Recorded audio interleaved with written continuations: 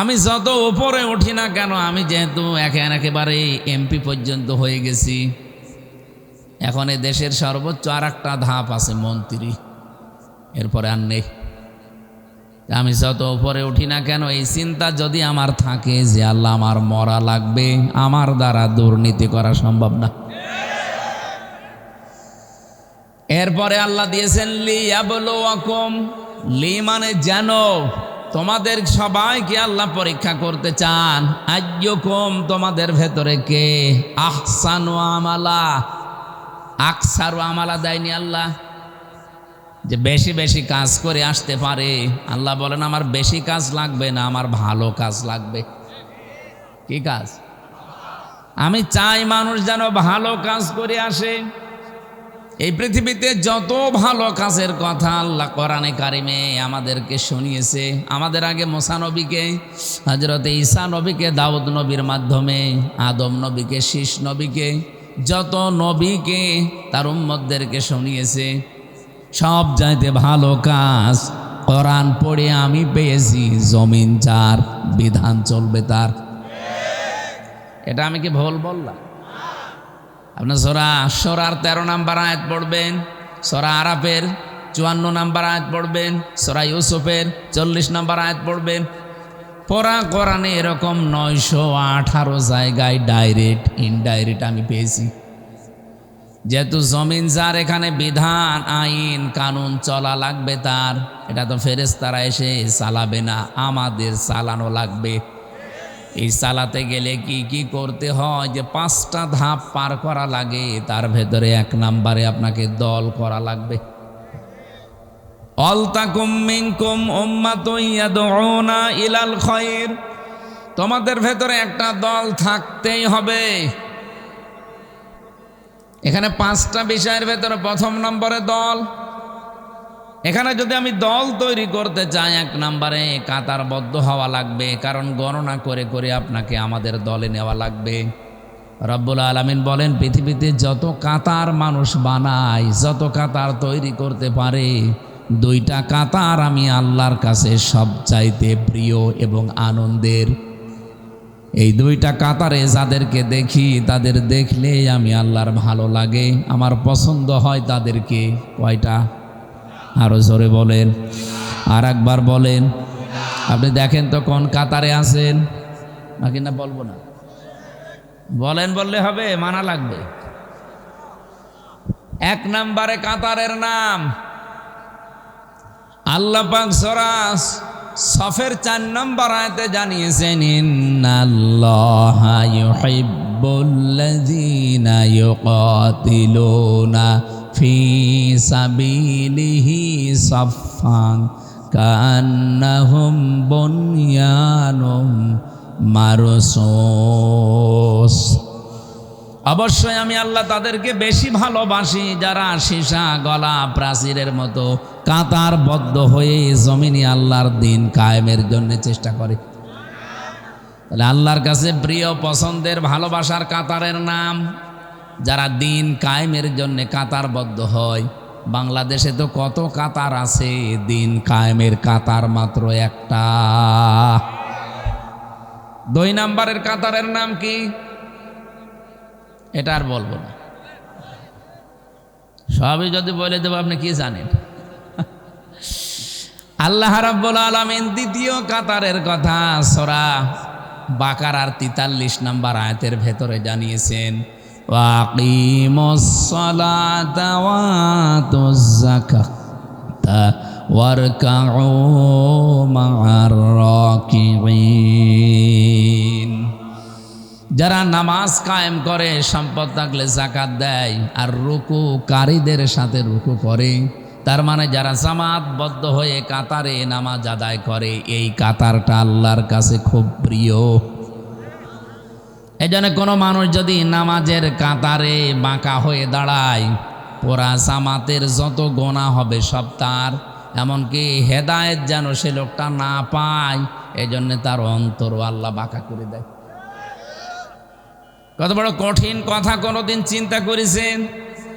কাবা শরীফে, মসজিদে নববীতে যতবার গেছি, যতবার আমি নামাজ পড়েছি, কাবার ইমামেরা এ কথা কমপক্ষে 3 বার বলে, কমপক্ষে 3 বার বলে আরবিতে। সুফুফাকুম ইতাদিলু, কাতার সোজা করো, কাদের সাথে কাঁধ মিলিয়ে সোজা করো কাতার। ওই সময় বুঝতাম না, সেই 16 সালে 18 সালে, তো এখন বুঝি। কেন বারবার 1500 বছর আগে থেকে এই কথাটা নবীজি বলেছেন যে কাতার সোজা করো উম্মতেরা নামাজের সময়। আমার তো এখন মনে হয় বিশ্বে 57টা মুসলিম দেশ, আমরা যদি কাতার সোজা করার এই শিক্ষাটা আমরা নিতে পারতাম, এই পৃথিবীতে সবার উপরে আজ মুসলমানেরা থাকতো। ফিলিস্তিন আজাদ হয়ে যেত। এমনকি বাংলাদেশেও যে ষড়যন্ত্র চলছে মুসলমানদেরকে নিয়ে, ইসলামকে নিয়ে, এইটা করার কোনো সাহস কোনো মানুষ দেখাতো না। আমি নাম নিলাম না, এই জন্য দুঃখিত। মুসলমানদেরকে আজ ঘায়েল করার জন্য দেশে ইসলাম যেন কায়েম হতে না পারে যত ষড়যন্ত্র করছে বিভিন্ন মুসলমান নামধারী। এই নামগুলো নিলে খুব ভালো হতো, কিন্তু নিতে পারলাম না। এই মানুষগুলো মনে করছে আমরা যদি এভাবে করতে থাকি এ দেশে কোনোদিন ইসলাম কায়েম হবে না। না, আপনি ষড়যন্ত্র কত দূর যেতে পারবেন? আল্লাহু খায়রুল মাকিরিন, সর্বোত্তম কৌশলী আমার আল্লাহ। মহাপরিকল্পনা নিয়ে বসে আছে। আপনি 9 বছর 13 বছর 17 বছরের ট্রেনিং নিয়ে যা করেছেন, একটা ট্রেনিংও কাজে লাগবে না। মহাপরিকল্পনাকারীকে বলেন তো। আমি 9 বছর 13 বছর 17 বছর বললাম, কি বুঝলেন বলেন তো? ঠিক আছে, আমি জানি এখানে সবাই না বুঝলে অন্তত কিছু মানুষ বুঝেছেন আমি কোন দিকে ইঙ্গিত দিয়েছি। এই জন্যে তারা যেহেতু আরো আগে বুঝবে, সামনে তাদের সাথে দেখাও আমার হবে। আশা করছি যতই কিছু করেন উত্তম পরিকল্পনা একজন বসে বসে করতেছে। কে? আরো জোরে বলেন, যেন আমাদের কোনো ভয় নেই, কোনো চিন্তাও নেই। মাওলানা হাফিজুর রহমান উনি ওঠার পরে আমার মনে হচ্ছিল এই কথাটাই উনি বাংলায় বলছিলেন, রেখো না মনেতে ভয় বান্দা খোদার, দূর হয়ে যাবে বাধা সব, তোমার আমার এক মালিক আছেন, আছেন আমাদের রব, আছেন আমাদের রব। বলেন ঠিক কিনা? বিশ্বাস আমরা করি না? কুষ্টিয়াবাসী রব্বুল আলামিন যে 2টা কাতারকে সবচাইতে বেশি ভালোবাসেন, এই কাতারের সিগনিফিকেন্স কি? কাতারবদ্ধ হয়ে নামাজ পড়লে আল্লাহ ভালোবাসে। এই জন্যে এখানে যেহেতু একটা বিধান পালন করা হবে, তার নাম সেজদা। তার নাম কি? এই সেজদা নামক বিধানটা পালন করা হবে। এই জন্য এত সুন্দর মসজিদ বানিয়েছেন কোটি টাকা খরচ করে, এত সুন্দর চাকচিক্য বিউটিফাই করেছেন, এ দেখলেই মন ভরে যাচ্ছে। ইমাম, মুয়াজ্জিন, খাদেম, খতিব পরিষ্কার পরিচ্ছন্ন করার জন্য কমিটি পর্যন্ত আপনারা নিযুক্ত করেছেন। প্রতি মাসে মাসে 40-50 হাজার টাকা এর পেছনে অলরেডি খরচ করছেন। 5 ওয়াক্ত আযান দেওয়ার জন্যে, নামাজে আসার জন্যে কাতারবদ্ধ হয়ে। এটা তো শুধু অনুষ্ঠান। এই অনুষ্ঠান থেকে মূল শিক্ষা এটা যে কাতার যেভাবে প্রতিদিন 5 বার করে সোজা করি, একটা বিধান পালন করার জন্য যদি এত কিছু করা লাগে, এত অনুষ্ঠান করা লাগে, 499টা বিধান পালন করার জন্য কত কিছু করা লাগবে আপনি বলেন? এই শিক্ষাটাই নামাজের কাতারে আমাদের দেয়। এখানে যেমন সব আমরা এক হয়ে গেছি আল্লাহর একটা বিধান পালন করতে, এখান থেকে বের হয়ে সমাজে, রাষ্ট্রে, পৃথিবীতে যেখানে আমরা যাব, মুসলমান আমরা যারা আল্লাহর বিধানের জন্য সব এভাবে এক হয়ে যাব। এই শিক্ষাটা মানুষ যদি নেয় তাহলে ওই কাতার আল্লাহর কাছে খুব প্রিয়, পছন্দনীয়। দ্বিতীয় কাতারের নাম যেটা বলেছিলাম প্রথমে, তার নাম দিন কায়েমের যে কাতার। রব্বুল আলামিন বলেন এটা আমি আল্লাহর কাছে সবচাইতে ভালো কাজ। যালিকুম খায়রুল লাকুম ইন কুনতুম তা'লামুন, এইটাই ভালো কাজ। কে বলছে? বলেন বলেন। আল্লাহ পাক বলেন এইটাই ভালো কাজ যদি তোমরা বোঝো বা জানো। সুতরাং এই কাজে যারা আছে, দিন কায়েমের কাজ করতে গিয়ে, আল্লাহর বিধান জমিনে কায়েম করতে গিয়ে যদি কোনো ভুল ত্রুটি হয়ে যায়, কোনো গোনাহ হয়ে যায়, আল্লাহ বলেন হতাশ হওয়া যাবে না। আহুয়াল আজিজুল গফুর, দুইটা নাম দিলাম আমি, একদিকে আজিজ আর একদিকে গফুর। এই পৃথিবীতে আমার বিধান যারা কায়েম করার জন্য, প্রতিষ্ঠা করার জন্য চেষ্টা করবে না, কাজ করবে না, এদের জন্য আমি আজিজ। ওরা যদি মনে করে কিছুই তো হয় না, কিছু হবে না, না, আমি কিন্তু আজিজ, আমার ধরা বড় শক্ত ধরা। যারা দিনের জন্য কিছু করে নাই, দিনে জমিনে কায়েম হবে, প্রতিষ্ঠা হবে, এর জন্য যাদের কোনো পরিশ্রম নেই, প্রচেষ্টা নেই, কোনো চেষ্টা করে নাই, কাজ করে নাই, আল্লাহ তাদেরকে ধরেছে বড় শক্ত করে। কারণ তার নাম প্রথমেই তিনি দিয়েছেন আজিজ। কি দিয়েছেন? নামটা শুনলেই মনে হচ্ছে শক্ত কিছু হবে। আজিজ মানে মহাপরাক্রমশালী। 2 নম্বরে আল্লাহ গফুর দিয়েছেন। আমি তো কিছু মানুষকে দেখতে পাচ্ছি তারা নিস্তব্ধভাবে কথাগুলো বোঝার জন্য শুনতেছেন। কোনো শব্দ যদি কেউ বোঝার জন্য চেষ্টা চালায়, 500 রাকাত নফল নামাজ পড়ার সওয়াব হয়। কিছু মানুষকে আমি টের পাচ্ছি, আপনারা শুনতেছেন, বোঝারও চেষ্টায় আছেন। রব্বুল আলামিন বলেন এই দিন কায়েমের কাজ করতে গিয়ে যদি কোনো ঝামেলা হয়, জীবনে বাধা প্রাপ্ত হও, পৃথিবীতে হয়তো ভুল ত্রুটি হয়ে যেতে পারে, গোনাও হয়ে যেতে পারে, আমি আল্লাহ পাক ঘোষণা দিলাম আমি গফুর, আমি মাফ করে দেব। তাহলে কি বুঝলেন এতক্ষণ পর্যন্ত? যা বললাম তার সামারাইজ। এ পৃথিবীতে সব চাইতে বড় ভালো কাজ আমার আল্লাহর কাছে জমিনে তার বিধানটা পালন করার জন্য চেষ্টা করা, কায়েম করার জন্য চেষ্টা করা। আমরা এখানে যারা এসেছি আল্লাহর বিধান জানবো, এরপরে মানবো, বাস্তবায়ন করব, এইটাই আমাদের নিয়ত। কথা বলেন, কথা বলেন। এ নিয়ত নিয়ে যারা বসে আছেন জান্নাতের এই বাগানে, জীবনেও কোনোদিন আল্লাহ আপনাকে আর জাহান্নামে দেবে না যদি আপনি নিজে যেতে না চান। প্রশ্ন আসতে পারে, নিজে যেতে না চান মানে?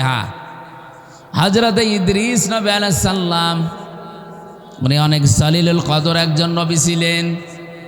আযকুর ফিল কিতাবি ইদ্রিস ইন্নাহু কানা সিদ্দীকান নাবিয়্যা।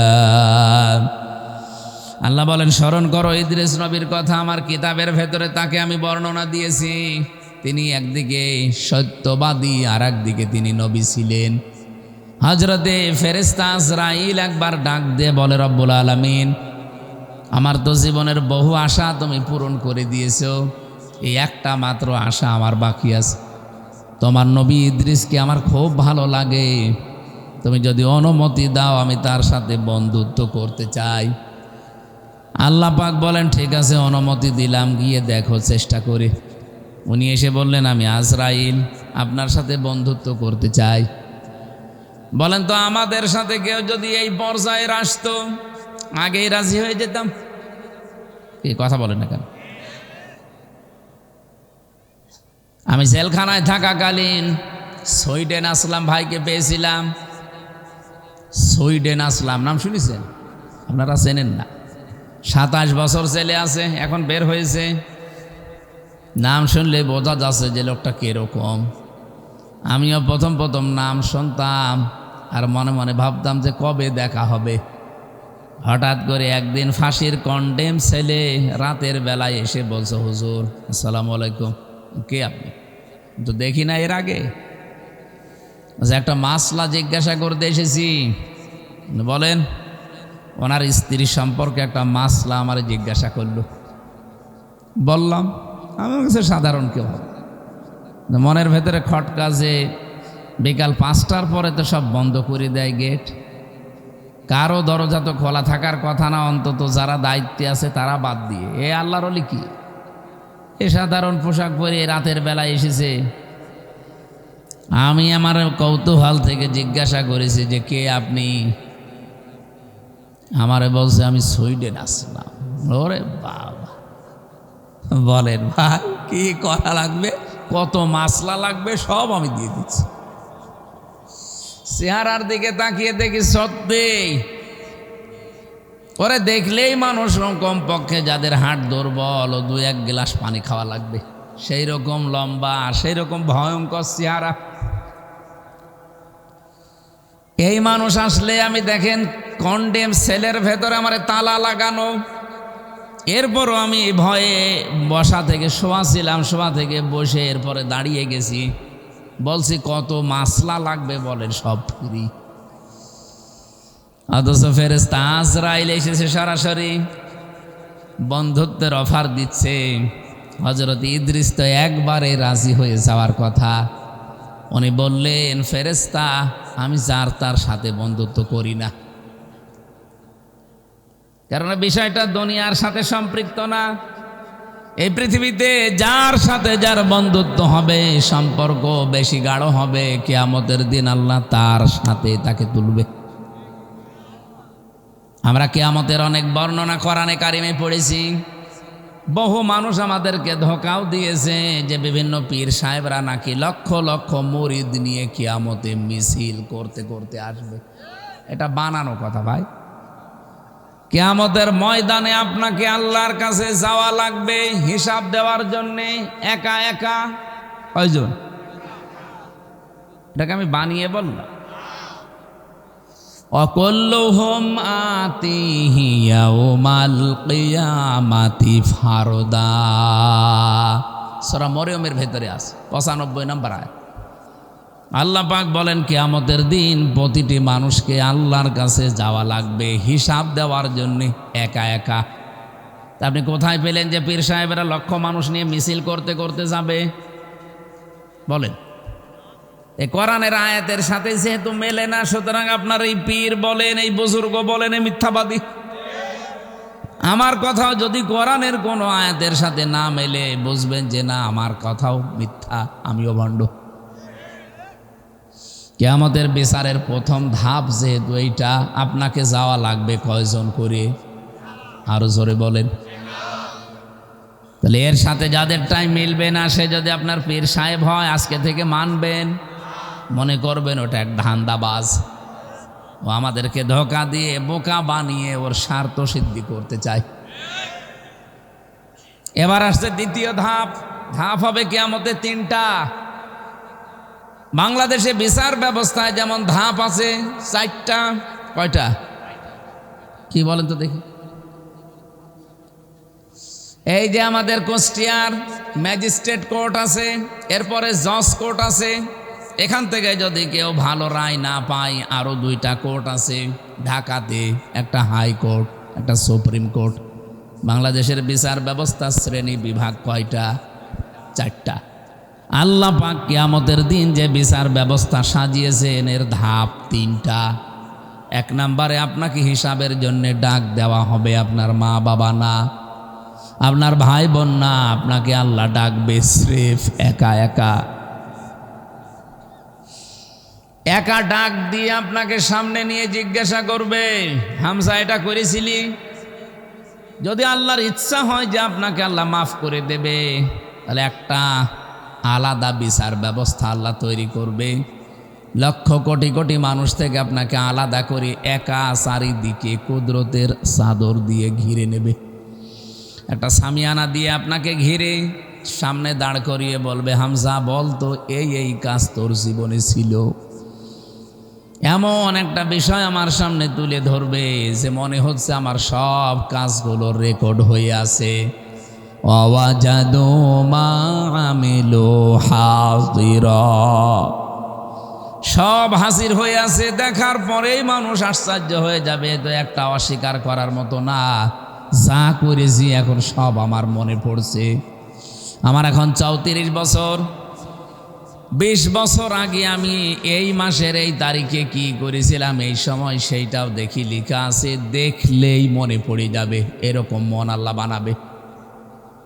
সব কিছু যখন মনে পড়বে, অস্বীকার করার কোনো কায়দা যেহেতু নেই, উনি আগের খবর, পরের খবর, মনের খবর সবই জানে। মাথা নিচু করে বলবে, রব্বুল আলামিন আমি সব করেছি। আমার কাকতি মেনতির দিকে, চোখের পানির দিকে তাকিয়ে রব্বুল আলামিন বলেন, আমি যারে মাফ করার ইচ্ছা করব ওরে বলবো যা মাফ করে দিলাম, কাউকে বলবি না, জান্নাতে চলে যা। এরকম একটা হিসাব আইয়াসিরা, সহজ হিসাব, এটা যেন আমাদের সবাইকে আল্লাহ দান করেন, বলেন আমিন। কিয়ামতের দ্বিতীয় বিচার ব্যবস্থা। এবার আর আপনাকে আল্লাহ একা ডাকবে না, বিচার করার জন্য আপনাকে ডাকবে আপনার নেতার সাথে। না, নেতা সহ না, নেতার সাথে। সহ আর সাথে আলাদা আছে। নেতাকে আল্লাহ বলবেন আগে আয়, এরপরে কর্মীকে ডাক দিয়ে পেছনে দাঁড় করাবে। সূরা বানী ইসরাঈলের ভেতরে আছে 71 নম্বর আয়াতে, ইয়াউমা নাদউ কুল্লা উনাসিম বিইমামিহিম। কিয়ামতের দিন এবার আল্লাহ মানুষকে ডাকবে, প্রতিটি মানুষ তার নেতার সাথে উঠবে। কার সাথে? অকুষ্টিয়াবাসী রাজনৈতিকভাবে না নিয়ে একটু ভাবেন তো আয়াতটা নিয়ে, নাকি আয়াত আমার নিজের বানানো? বলেন বলেন। কিয়ামতের দিন আল্লাহ আপনাকে ডাকছে আপনার নেতার সাথে। সামনে আপনার নেতা, পেছনে আপনি। আমি জানি বিভিন্ন জায়গায় ভ্যানের ওপরে, সাইকেলের ওপরে, দোকানে বসে, মাসায় বসে, গাড়িতে বসে আপনি শুনছেন। ভালো করে শোনেন, কিয়ামতের দিন আপনাকে নেতা সহ ডাক দিয়ে, সামনে নেতা, পেছনে আপনি। বিবেককে এবার প্রশ্ন করেন, এমন নেতার পেছনে আপনি থাকেন যে সারা জীবনে একটা সত্য কথা বলেছে বলে আপনারও বিশ্বাস হয় না। এরকম নেতা নেই? যেই নেতা সুদের সাথে জড়িত, ঘুষের সাথে জড়িত, চাঁদাবাজির সাথে জড়িত, দখলবাজির সাথে জড়িত, ধর্ষণের সাথে জড়িত, মিথ্যা মামলার সাথে জড়িত, অন্যায়ভাবে রফিকুল্লাহ কালবিকে হত্যার উদ্দেশ্যে মেরে ফেলার নিয়তে মেরেছে, এরকম নেতাও দেশে আছে।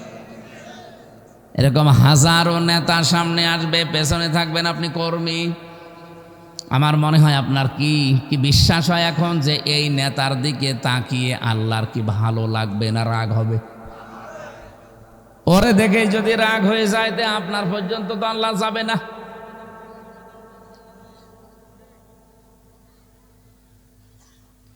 আমার তো আয়াতটা পড়ে তাফসীর যখন আমি মিলাই, আমার ভয় হয় বাংলাদেশে বহু মানুষ এই নেতার কারণে ধরা খাবে। এখানে ধরা খাওয়া মানুষ আছে না নেই? কারা কারা আছেন হাত তোলেন তো। এই একজন, আপনি ধরা খাবে। ও যদি এখনই মনে হয়, বিশ্বাস হয় যে আমি ধরা খাবো, ও আসলেও ধরা খাবে, কারণ ওর নেতা ঠিক নেই। এই নেতা ঠিক আছে, আপনার ঠিক নেই। অবশ্যই আপনার নেতা মিথ্যা মামলা দিয়ে বাণিজ্য করেছে, এই জন্য আপনার বিশ্বাস হচ্ছে না।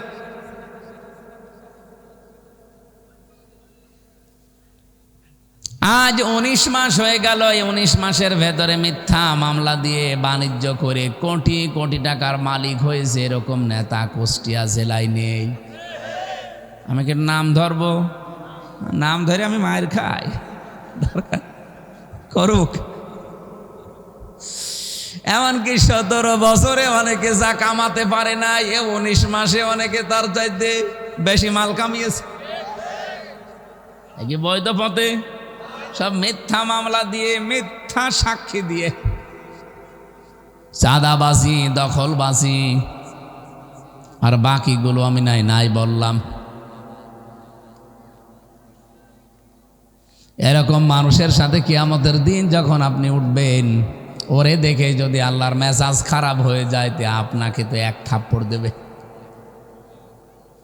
কিয়ামতের দিনের জন্য দ্বিতীয় সিস্টেম এইটা, আপনি আর একা উঠবেন না, এবার আপনার নেতার সাথে উঠবেন। আপনাকে আমি সতর্ক করলাম, এখন কি করবেন আপনার বিবেক যা বলে মেনে নেন। আপনি এখন নেতা পাল্টাবেন না, ওইটার সাথেই থাকবেন। দেখেন অবশ্যই থাকবো, থাকেন, থাকবে। আল্লাহ সুবহানাল্লাহ আলহামদুলিল্লাহ লা ইলাহা ইল্লাল্লাহ লা ইলাহা ইল্লাল্লাহ মুহাম্মাদুর রাসূলুল্লাহ। এই ভাইয়া উঠে চলে যাচ্ছেন মানে? আমি কি নিজের স্বার্থে কথা বলছি? আমি আপনাকে বাঁচাতে এসেছি। কিয়ামতের দিন এটা হবে আমি জেনেছি কোরআন থেকে, আপনি জানেন না তাই জানালাম। এরপরেও যদি আপনি ওই লাইনে থাকেন আপনাকে আমি একটু ঠেলা দিয়ে যান। তৃতীয় যে সিস্টেম, এবার আর আপনি একা না, নেতা না, এবার উঠবেন সবাইকে নিয়ে। সবার সামনে আল্লাহ দাঁড় করিয়ে আপনার বিচার করার জন্য প্রথমে মুখের ওপরে, এরপরে হাতের মুখের ওপরে সেলাই লাগিয়ে হাত দিয়ে পা দিয়ে আপনার বিভিন্ন অঙ্গ প্রত্যঙ্গ দিয়ে কথা বলাবে। সূরা ইয়াসিনের 65 নম্বর আয়াতে আল্লাহ আমাদেরকে স্মরণ করিয়েছেন, আলিয়াউমা নাখতিমু আলা আফওয়াহিহিম ওয়া তুকাল্লিমুনা আইদিহিম ওয়া তাশহাদু আরজুলুহুম বিমা কানু ইয়াকসিবুন। বলেন আল্লাহু আকবার। কুষ্টিয়াবাসী বড় আবেগ নিয়ে, ভালোবাসা নিয়ে কথা বলছি আপনাদের সামনে। আমি নিজেও আছি এই আলোচনার ভেতরে। কিয়ামতের দিন সত্যিই কিন্তু আমরা অনেকেই ধরা খাবো। হযরত ইদ্রিস নবী এইটা খেয়াল করে বলেছিলেন, ফেরেশতা আমি যার তার সাথে বন্ধুত্ব করি না। তা আপনি যখন এসেছেন আপনার সাথে আমি বন্ধুত্ব করব, তবে আমার শর্ত 3টা। 1 নম্বরে আমি এখন মরতে চাই, এখনই আপনি আমাকে মেরে ফেলবেন, এরপরে আবার আমার জীবন ফিরিয়ে দেবেন, কারণ আপনি তো মানুষকে মেরে ফেলেন, জান কবজের দায়িত্ব তো আপনার।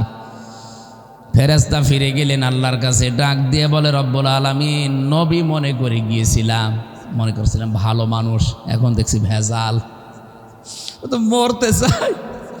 আল্লাহ বলেন ঠিক আছে মেরে ফেলো। ইদ্রিস নবী বললেন, ফেরেশতা আমি জানি, আমি আল্লাহর কথাগুলো আমার জানা আছে। ওয়াজাতে সাকারাতুল মাউতি বিল হক যালিকা মা কুনতা মিনহু তাহিদ। এই পৃথিবীর সব কিছু মিথ্যা হতে পারে, কিন্তু মরণের যন্ত্রণা হক, এটা সত্য। সুতরাং আমার 1 নাম্বার শর্ত, আমি মরতে চাই। কেমন যন্ত্রণা হয় মরলে ওটা আমি দেখব।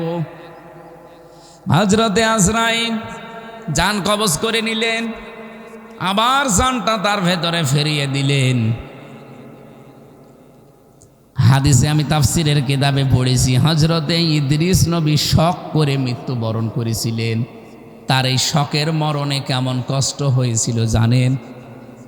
একটা জীবিত ছাগলকে জিন্দা অবস্থায় চামড়া ছিলে লবণ দিলে যেমন কষ্ট হয়, এরকম কষ্ট হয়েছিল। তাও তো তিনি মরণের যন্ত্রণা দেখতে চেয়েছিলেন শক করে। তার এই শকের মরণে যদি এই হয়, আমরা যারা মরতে চাই না আমাদের কোনো কষ্টই হবে না। 2 নম্বরে আপনি আমাকে জাহান্নাম দেখাবেন। জাহান্নামের শাস্তি সম্পর্কে আমি শুনেছি, ইন্নাহু মাইয়াতি রাব্বাহু মুজরিমান ফাইন্না লাহু জাহান্নাম লা ইয়ামুতু ফিহা ওয়ালা ইয়াহইয়া। অপরাধী হয়ে কোনো বান্দা বান্দি যদি আল্লাহর সামনে যায়, আল্লাহ তাকে প্রথমে জাহান্নামে দেবেন। জাহান্নামে অবস্থা তার এমন হবে, লোকটা বাঁচবেও না, মরবেও না। আমি এটা দেখতে চাই যে কি হলে মানুষ বাঁচেও না, মরেও না। হযরত ইদ্রিস নবীকে আল্লাহর ফেরেশতা জাহান্নামে প্রবেশ করিয়ে আবার বের করে নিয়ে আসলেন। বলে 3 নাম্বার শর্ত আমার, আমি জান্নাত দেখতে চাই। জান্নাতে প্রবেশ করালেন, নিয়ামতগুলো দেখালেন। আল্লাহ রাব্বুল আলামিন জান্নাত যেভাবে সাজিয়েছেন তাকে দেখিয়েছেন জান্নাতের পুরাটা কিভাবে আল্লাহ সাজিয়েছে। নবীজি বলেন জান্নাত আল্লাহ এমনভাবে সাজিয়েছে কোনো চোখ কোনো দিন দেখে নাই, কোনো কান কোনো দিন শোনে নাই, কোনো মানুষের হৃদয়ে কোনো দিনের কল্পনা উদয় হয় নাই। কুষ্টিয়াবাসী মানুষের কল্পনার রাজ্য, এটা কি ছোট না বড়? কত বড় জানেন?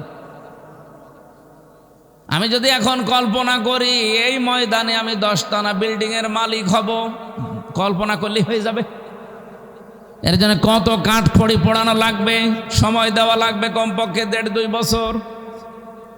এরপরে তো টাকা পয়সা খরচ আছে, মিস্ত্রি দেওয়া লাগবে, সিমেন্ট দেওয়া লাগবে, এরপরে কত মাল মশলা আছে। মাটি পরীক্ষা থেকে শুরু করে রংচং করে বিল্ডিংটা আমার হাতে ডেলিভারি দিতে 1.5-2 বছর সময় লাগবে না লাগবে না? কল্পনা করতে সময় লেগেছিল 2 বছর। কত বলেন বলেন? মাত্র 2 সেকেন্ডের কল্পনার বহির্প্রকাশ যদি 2 বছর লাগে। আল্লাহ বলেন মুমিনের কল্পনা আমার জান্নাত, ও কল্পনা যা করবে ওইটাই জান্নাত। আজ দুনিয়াতে কত মানুষ কল্পনা করে আছে। শেখ হাসিনা তো কল্পনা করেছিল 31 সাল, 41 সাল হয়েছে, কল্পনা পর্যন্ত যেতেও পারে নাই। আজও কত কিছু কল্পনা মানুষ নিয়েছে, 2000 মানুষের জীবন তাদের কাছে জীবনই না, কল্পনা নিয়ে বসে আছে। উল্টিয়ে যখন যাবে তখন ঘুম ভাঙবে, অন্তত ঘোর কাটার আগেই যেন ঘুম ভাঙে। আল্লাহ তাদের তৌফিক দেন, বলেন আমিন। আমিন কি বুঝে শুনে বললেন না আন্দাজে বলছে? 40,000 মানুষ পঙ্গু হয়ে আছে, 2000-এর উপরে মানুষ আজ জীবন দিয়ে চলে গেল, কোনো দাম নেই এগুলো তাদের কাছে। এগুলো নাকি আবেগ। আবেগ ছিল এই জন্য আপনি আজকে মন্ত্রী, আবেগ ছিল এই জন্য আপনি সংসদের ভেতরে বসতে পেরেছেন। আবেগ না থাকলে আপনাকে এখনো পর্যন্ত ওই জায়গায় থাকা লাগতো। সুতরাং এগুলো হেয়ালি খেয়ালি উল্টাপাল্টা কথা বলবেন না। আবেগের জন্য আজ আমির হামজা এতগুলো মানুষের সামনে কথা বলতে পারছে, তো আমির হামজা কুষ্টিয়ায় ঢোকা সম্ভব ছিল না।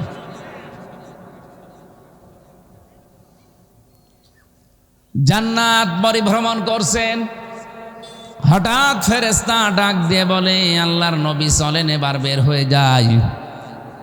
হযরতে ইদ্রিস নবী বললেন ফেরেশতা আমি আল্লাহর ঘোষণা জানি, খালিদিনা ফিহা আবাদা। অন্য জায়গায় আমি জানি লা ইয়াবগুনা আনহা হিওয়ালা। আল্লাহ এমন জান্নাতে মানুষকে প্রবেশ করাবে, চিরস্থায়ী করে দেবে, কোনো দিন আল্লাহ বের করে দেবে না।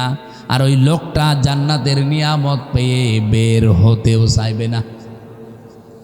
এত কিছুর ভেতরে থাকার পরে আল্লাহ ঘোষণা দেবেন লাহুম মা ইয়াশাউনা ফিহা ওয়া লাদাইনা মাজিদ।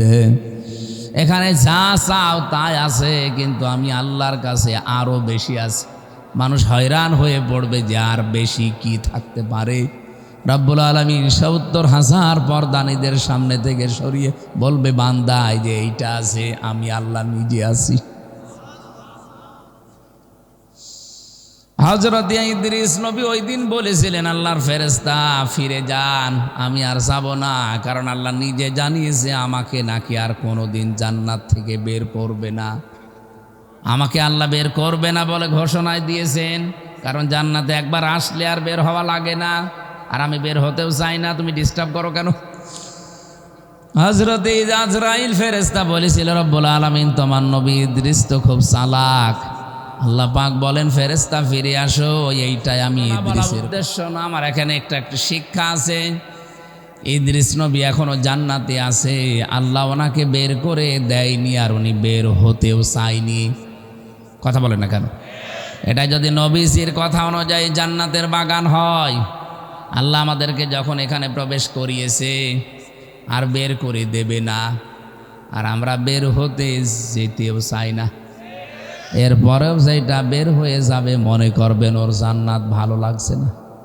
এবার ওঠেন তো দেখি। দড়ি ছাড়া বেঁধে ফেলেছি, কেউ যেতে পারবেন না অন্তত না, সারা রাত না, আর 20 মিনিট থাকবেন না। আর গুরুত্বপূর্ণ একটা আয়াত পড়েছি, এই আয়াতকে সামনে নিয়ে কথা বলবেন ইনশাআল্লাহ।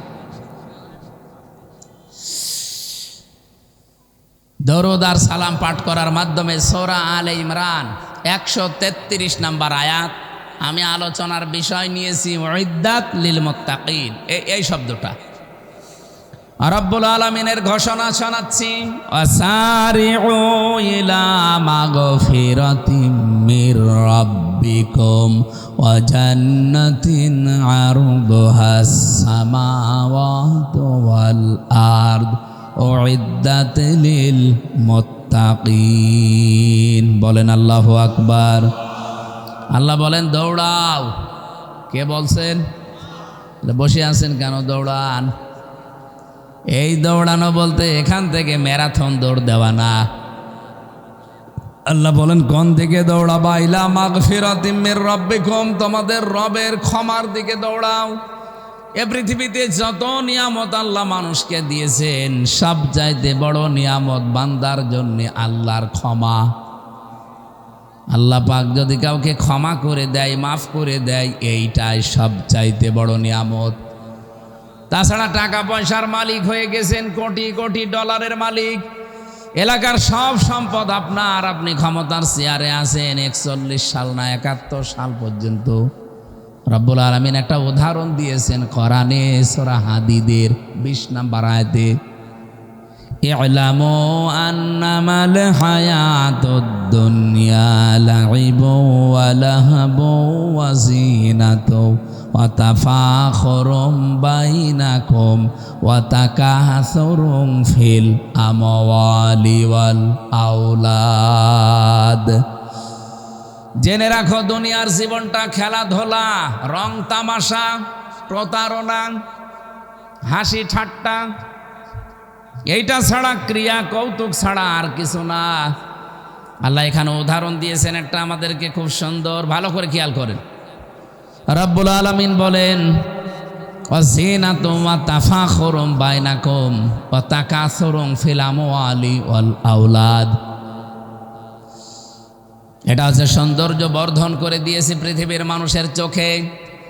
এখানে বেশি বেশি সম্পদ, বেশি বেশি সন্তান, বেশি বেশি ক্ষমতা পাওয়ার জন্য মানুষ মনে করে আমি মহা অন্ধ হয়ে পড়েছি।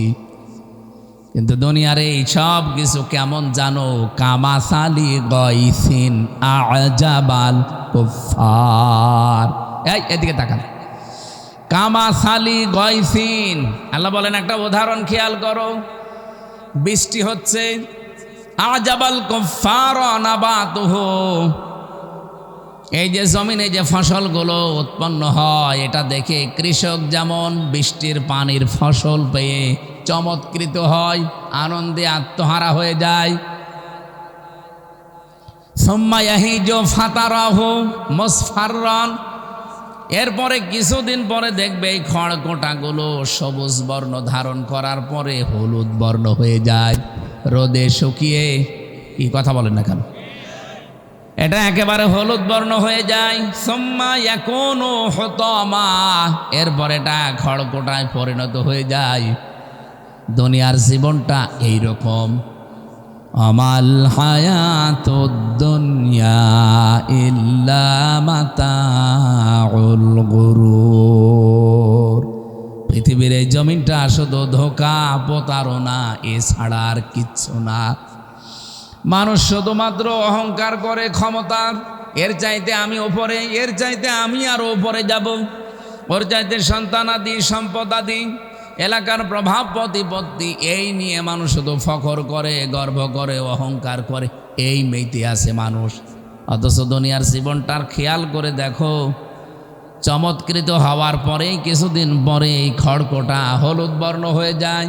এরপরে এটাকে আমি একেবারে হোতমা বানিয়ে দেই। হোতমা শব্দের শাব্দিক অর্থ কি? হোতমা নামে একটা সূরা আছে কোরআনে। হোতমা সূরা নেই? হমাজা। হোতানা মানে একটা জাহান্নামের বর্ণনা আল্লাহ দিয়েছেন। ওমা আদরাকা মাল হুতমা নারুল্লাহিল মুকদা আল্লাতী তাত্তালিউ আলাল আফইদা। হোতমার পরিচয় আল্লাহ বলেন এমন। এই যে হোতমা খড়কোটার পরে, এটা হোতমা কেন বললাম জানো?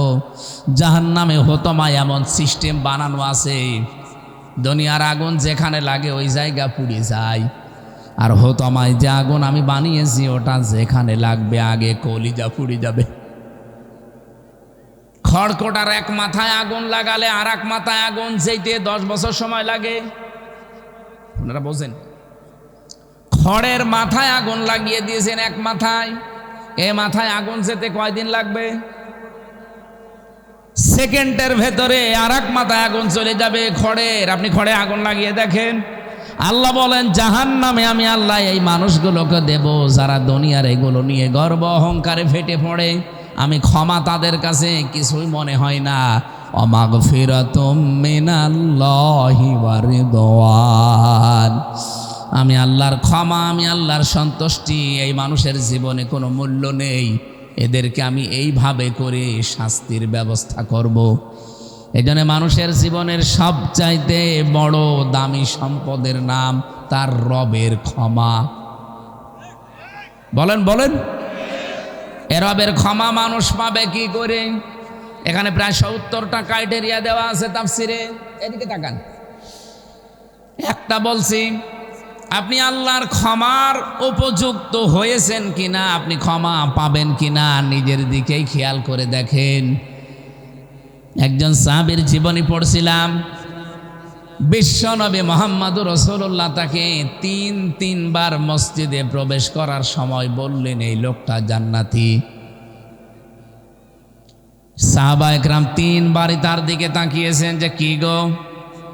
3বার পর পর জমান নামাজে আসলে লোকটা তাকে মসজিদে প্রবেশ করতে দেখেই নবীজি আলোচনা বন্ধ করে দিয়ে বললেন এই লোকটা জান্নাতি।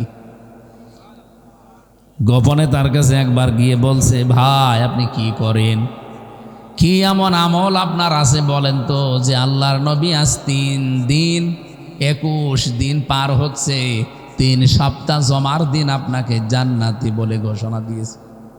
উনি বললেন, প্রকাশ্য গোপনে সেরকম কোনো আমল আমার নেই, তবে একটা কাজ আমি প্রতিনিয়ত করি।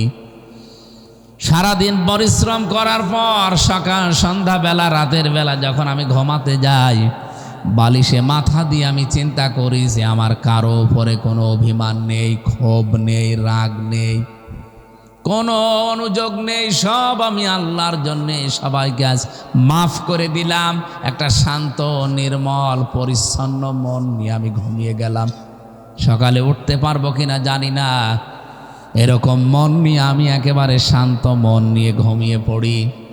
রব্বুল আলামিন মনে হয় এই কাজটা পছন্দ করেছে, নবীর মাধ্যমে এই জন্যে সুসংবাদটা পাঠিয়েছে আমি জান্নাতি। তিনি সারাদিনের পরিশ্রান্ত শরীর বালিশে মাথা দেওয়ার পরে চিন্তা করতেন, কারো উপরে আমার কোনো রাগ নেই, ক্ষোভ নেই, অভিযোগ নেই, যা আছে সব আমি মাফ করে দিলাম আল্লাহর জন্যে। এই জন্যে আল্লাহ তারে মাফ করেন। আর আমরা সারাদিন পরিশ্রম করি, যাই করি, সন্ধ্যাবেলা রাতের বেলা ঘুমানোর সময় চিন্তা করি কার 12টা বাজাবো, সকালবেলা উঠে কার নামে মিথ্যা মামলা দেব, কার নামে মিথ্যা তথ্য ছড়িয়ে সাংবাদিক বিভিন্ন জায়গায় মিথ্যা তথ্যগুলো সংগ্রহ করে কি করে কার 12টা বাজাবো, কার চরিত্রে কলঙ্কর দাগ দেব, এই চিন্তা করে মানুষ ঘুমায়। এরকম মানুষ আছেন কারা? হাত তোলেন তো। এই এলাকায় ওয়াজ দেওয়ার দরকার কি? তো সব আল্লাহর ওলি বসে আছে। আমি তো এরকম মানুষই চাচ্ছি। কুষ্টিয়াবাসী ওই সাহাবীকে নবীজি যেভাবে সুসংবাদ দিয়েছিলেন, ক্ষমা, মাফ, আমরাও এই কাজটা আজকে থেকে করতে চাই। আমার মনে হয় রাজনৈতিক যত দল এই দেশে আছে, ধর্মীয় যত দল আছে, যত জায়গাগুলো আছে প্রতিষ্ঠান কেন্দ্রিক বাংলাদেশে, সব জায়গা থেকে যদি আমরা এই চিন্তাটা করতে পারতাম ঘুমানোর সময়, যে আমার কারো উপরে কোনো রাগ নেই, অভিযোগ নেই, কোনো রকমের কোনো কিছু নেই, সব আমি আল্লাহর জন্য মাফ করে দিলাম, বাংলাদেশ কালকে সকালেই জান্নাত হয়ে যাবে। এই কথা বোঝেন আমার? এই কথার ওজন কত আপনি টের পেয়েছেন? আমি কিন্তু সবগুলোকে পেছিয়েছি। এইটাই দরকার ক্ষমা পাওয়ার জন্য। ৭০টার ভেতরে এইটা একটা। আপনাকে আল্লাহ মাফ করবে কি দেখে? এই পৃথিবীতে কোনো মানুষ যদি সমর্থ থাকার পরেও কাউকে মাফ করে দেয়, মহান আল্লাহ ওই মানুষের ৭০টা অপরাধ মাফ করে দেয়। এই সুযোগটা থাকার পরও আমরা অনেক সময় কাজে লাগাই না। আমরা আরো সেই পুরাতন রাগগুলো কি করে তোলা যায় সেই চিন্তা করে। এই যে বুঝে ফেলেছি, পুরাতন রাগ কি করে মনে মনে করে কোথায় কি হয়েছে সেইগুলো তুলে তুলে মানুষের উপরে রাগ খাটায়। আল্লাহ আপনাকে যে মাফ করবে সে রাস্তা কই? ২ নম্বরে আল্লাহ বলে না জান্নাতিন, এমন একটা বাগানের দিকে দৌড়াও। ১ নম্বরে আমি আল্লাহর ক্ষমা পাবে যারা, তারাই আমার বাগান পাবে। এই বাগান মানে জান্নাত, জান্নাতুন মানে বাগান। এই জান্নাত পাওয়ার জন্য তোমরা দৌড় প্রতিযোগিতা করো। ফি যালিকা ফালিয়াতানা ফাসিলে মুতানাফিসুন। আমি আল্লাহর যে জান্নাত তোমাদের জন্য বাগান বানিয়েছি, ওই বাগান পাওয়ার জন্য তোমরা দুনিয়ায় প্রত্যেকেই প্রতিযোগিতা আরম্ভ করো। এর আগে যে শব্দগুলো আল্লাহ দিয়েছেন, খিতামুহু মিসকুন ওয়া মিজাজুহু মিন তাসনিম আইনাই ইয়াশরাবু বিহাল মুকাররাবুন। এই তাসনিম শব্দের ব্যাখ্যাটা আমি মালয়েশিয়াতে ইন্টারন্যাশনাল ইসলামিক ইউনিভার্সিটির একটা সেমিনারে ছিলাম। ওই জায়গায় এই ব্যাখ্যাটা আমি পেয়েছিলাম। এদিকে তাকান ভাই, রব্বুল আলামিন যে তাসনিম শব্দটা দিলেন, ঝর্ণা ধারা, এ ঝর্ণা থেকে কি পানি বের হয় সেই পানির একটা বর্ণনা দিচ্ছিলেন ডক্টর জাকির নায়েক, আর রাশিয়া বিশ্ববিদ্যালয়ের একজন শিক্ষক। উনি বলছিলেন এই যে কোরআনে কারিমে মুসলমানদের কোরআনে এই যে শব্দটা তাদের মালিক দিয়েছে, তারা কি কোনোদিন চিন্তা করে এই শব্দটা নিয়ে? আমিজাজুহু মিন তাসনিম আইনা ইয়াশরাবু বিহাল মুকাররাবুন। এমন একটা বাগান, এমন একটা ঝর্ণা ধারা থেকে মানুষকে আল্লাহ পানি পান করাবে, তার নিকটবর্তী বান্দাদেরকে এই ঝর্ণা থেকে পানি পান করাবে। আমরা যারা সামনে বসে আছি, প্রায় ৪২টা দেশের বিশ্ববিদ্যালয়ের ছেলেমেয়েরা প্রশ্ন ছুড়ে দিয়েছে যে বলো তো এই পৃথিবীতে সবচাইতে দামি পানির নাম কি? তাসনিম আইনুন ইয়াশরাবু বিহাল মুকাররাবুন, যেটা পান করবে। উনি কোরআনের আয়াত থেকে একটা ব্যাখ্যা দিতে গিয়ে আমাদেরকে কেউ তো বলতে পারে না, কেউ কেউ জানিয়েছে যে হ্যাঁ জমজমের পানি খুব দামি। উনি বলছে না, জমজমের পানি ১ লিটার কয় টাকা নেবে? বাংলাদেশের নাই ৫০০ টাকা। আমার মনে হয় এখানে অনেকে জানেন কি জানেন না আমি জানি না, অ্যাকোয়া ক্রিস্টোলা, এটা নিতা আম্বানি আছে না ভারতের, এই মহিলা পান করে। স্বর্ণের বার গোলানো কি যেন দেয় ওর ভেতরে, যৌবন ঠিক থাকে, চেহারায় ভাঁজ পড়ে না। 1/2 লিটার পানির দাম হচ্ছে ৫৫ লক্ষ টাকা।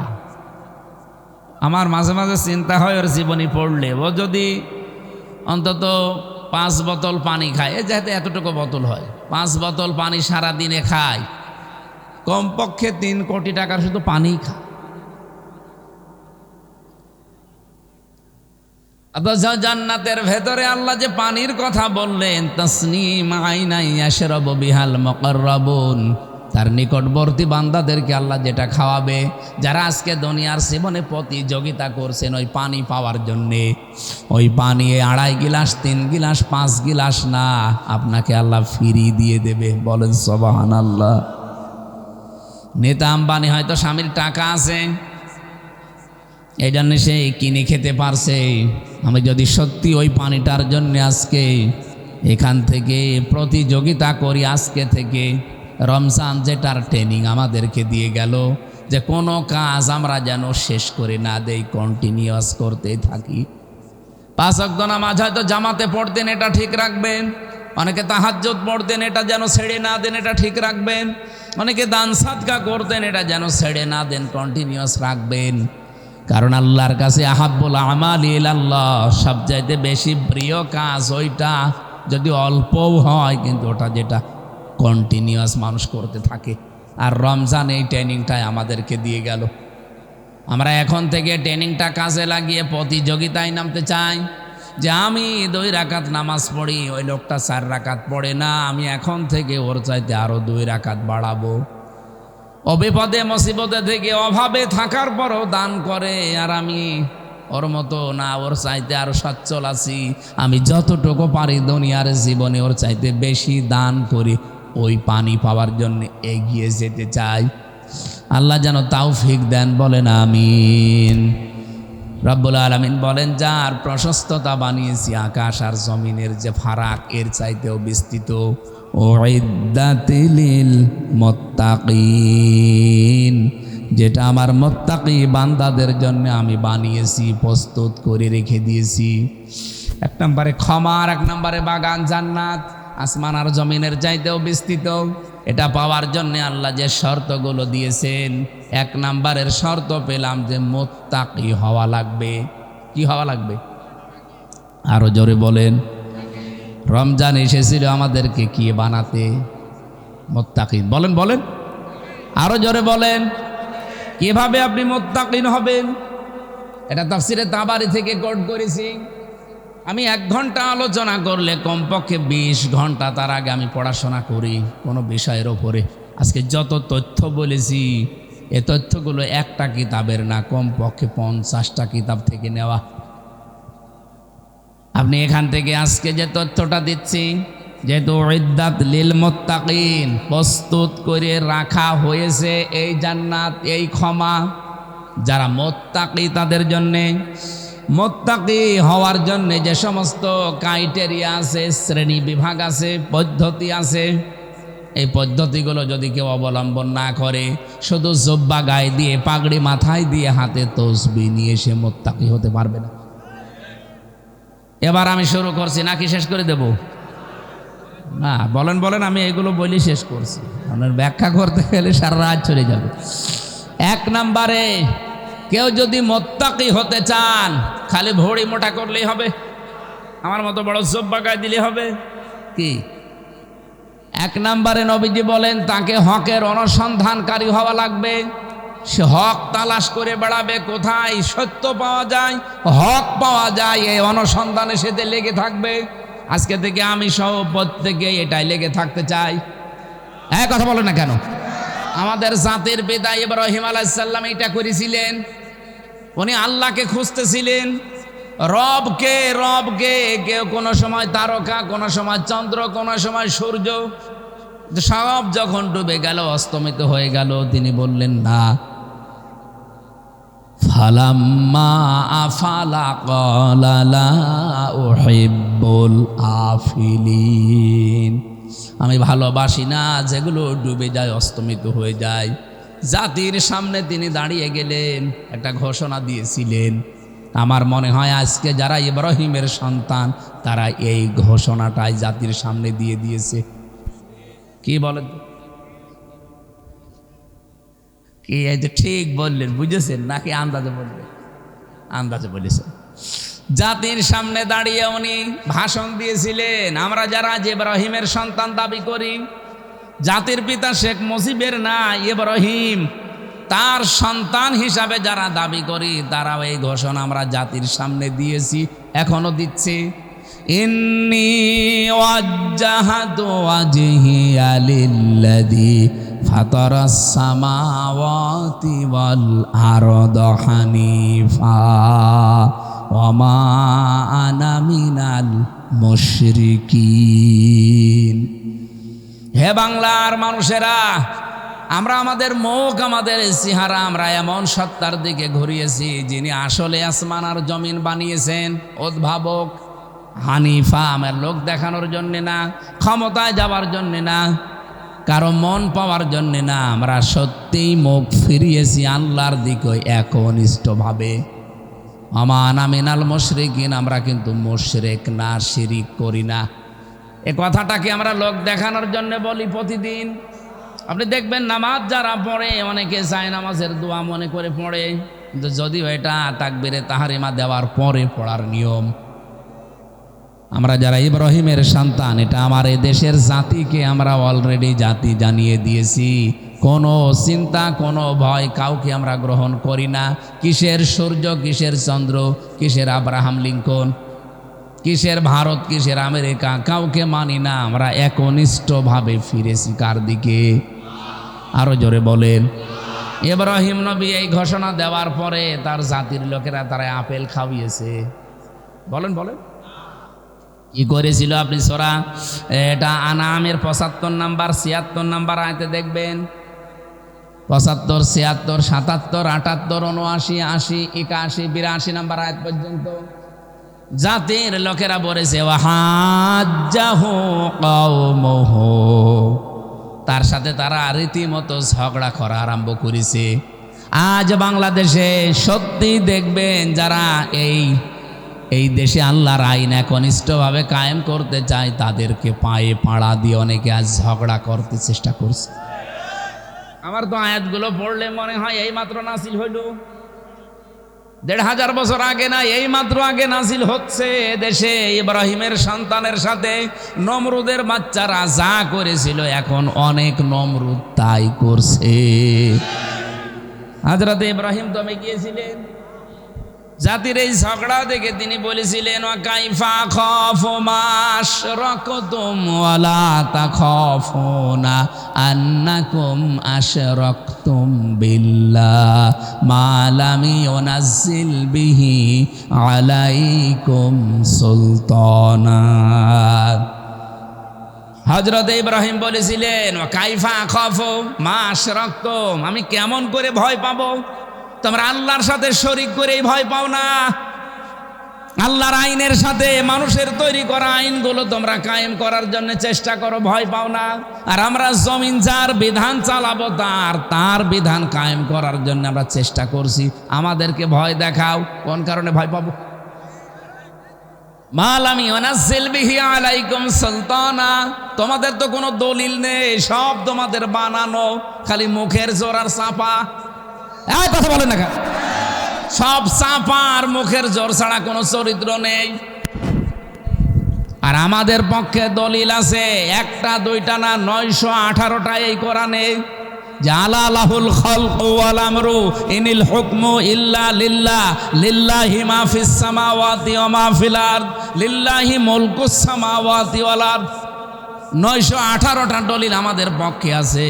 তোমরা মনে করছো চাপা দিয়ে আমাদেরকে চাপিয়ে রাখবে? জীবনেও দমন করা যাবে না। ইব্রাহিম আলাইহিস সালামকে যেমন দমন করতে পারে নাই, তার সন্তানদেরকেও দাবিয়ে রাখা যাবে না। আমি আশা করছি মেন কথা বুঝে ফেলেছেন। এজন্য সত্যের অনুসন্ধানকারী হওয়া লাগবে 1 নম্বরে। কেউ যদি তাকওয়াবান হতে চায়, মুত্তাকি হতে চায়, 1 নম্বরে তাকে সত্যের অনুসন্ধানকারী হওয়া লাগবে। 2 নম্বরে যদি সত্য কোনো দিন সে পেয়ে যায়, মুত্তাকি হওয়ার জন্য তাকে সত্য কবুল করা লাগবে, গ্রহণ করা লাগবে। ইব্রাহিম নবী সত্য অনুসন্ধান করছিলেন, তাকে কেউ দেখিয়ে দেয়নি, তিনি অনুসন্ধান করতে করতে পেয়েছিলেন। আর আমাদের চোখে আঙ্গুল দিয়ে দেখিয়ে দিলে আমরা সত্য গ্রহণ করতে চাই না। আমি কথা বোঝাতে পারি? হ্যাঁ, ঠিক আছে। 3 নম্বরে যদি সত্য পেয়ে যান, কবুল করার পরে, গ্রহণ করার পরে আপনার দায়িত্ব, যদি মুত্তাকি হতে চান, এই পদ্ধতি 3 নম্বরে আপনাকে এটা প্রচার করা লাগবে। আপনি প্রচার করেন হক কথা। বাল্লিগু আন্নি ওয়ালাউ আয়া, একটা কথাও জানা থাকলে পৌঁছিয়ে দাও। আমার মনে হয় যদি আমরা মুত্তাকি হওয়ার জন্য 3 নম্বর পদ্ধতি অবলম্বন করতাম, বাংলাদেশে এই 17 বছরে কেউ তাফসির মাহফিলে বাধা দেওয়ার সাহস পেত না। আমরা শুধু ওই আমির হামজার দায়িত্ব দিয়ে ছেড়ে দিয়েছে, যা ও যা করে করুক, ও ছেলে চায় যা গো মরে মরুক। আরে ভাই, দায়িত্ব তো হামজার একা না, সবার। সবাই মিলে যদি মনে করতাম আমি মুত্তাকি হতে চাই, আমার জন্য আল্লাহ জান্নাত বানিয়েছে, প্রস্তুত করে রেখেছে। সুতরাং এই 3 নাম্বার প্রক্রিয়া, এটা আমি এটা প্রচার করে যেতে চাই। কেউ বাধা দেওয়ার সাহস পেত না, এই কারণে বলছি, কারণ এখানে আমরা 92% মুসলমান। 4 নাম্বারে হক যদি প্রচার করেন হবে না, হকের ওপরে দৃঢ় থাকা লাগবে, কায়েম থাকা লাগবে। এই পৃথিবীতে যারাই হকের ওপরে দাঁড়িয়েছে, দৃঢ় থেকেছে, কায়েম থেকেছে, আমার আল্লাহ তাদেরকে মুত্তাকির সর্বোচ্চ পর্যায়ে পৌঁছিয়ে দিয়েছে। আমি নিজে অনেকগুলো মানুষ জীবনে দেখেছি, আমার এই চোখে দেখা সেলখানার ভেতরে বহু মানুষকে আমি হকের ওপরে টিকে থাকতে দেখেছি। ফাঁসির দড়ি সামনে চলতেছে, 1 বিন্দু বিসর্গ পরিমাণে টলে নাই। শহীদ মীর কাশেম আলী রহমতুল্লাহ আলাইহে 3 ঘন্টা পরে যার ফাঁসি হবে, এই লোকটা 3 ঘন্টা পরে ফাঁসি, ফাঁসির 2 ঘন্টা আগে উনি 2 ঘন্টা ঘুমিয়েছেন। হকের ওপরে টিকে না থাকলে এটা জীবনও সম্ভব না। এই তথ্যটা পাবেন সূরা সেজদা, হামিম সেজদার 30 নম্বর আয়াতে। ইন্নাল্লাযীনা ক্বালু রাব্বুনাল্লাহু সুম্মা ইসতাকামু তাতানাজ্জালু আলাইহিমুল মালাইকা। কোন মানুষ যখন বলে আমার রব আল্লাহ, এর উপরে টিকে থাকে, আল্লাহ তখন ছেড়ে দেয় না, ফেরেশতা পাঠিয়ে দেয়। 1 জন 2 জন না, মালাইকা বহু ফেরেশতা পাঠায়। ফেরেশতারা এসে বলে আল্লাহ তাখাফু ওয়ালা তাহজানু, কোনো ভয় নেই, কোনো চিন্তা নেই। ওয়াবশিরু বিল জান্নাহ, ওই জান্নাতের সুসংবাদ গ্রহণ করেন। আল্লাতী কুনতুম তুআদুন, যার ওয়াদা আল্লাহ তোমাদের সাথে করেছেন। বলেন সুবহানাল্লাহ। যে কারারক্ষী তাকে পাহারা দিত কুতুবউদ্দিন, আমারও পাহারা দিত ওই লোকটা। আমারে বলছিল হামজা ভাই, আমার আজ পর্যন্ত মাথায় ধরে নাই 3 ঘন্টা পরে যে লোকটার ফাঁসি, সে 2 ঘন্টা ঘুমাইলো কি করে। আমি ওনারে ওই দিন বলেছিলাম, কুতুব ভাই আপনার মাথায় ধরবে না, আমার মাথায় ধরেছে। সূরা হামিম সেজদা আমারে আগেই জানিয়েছে।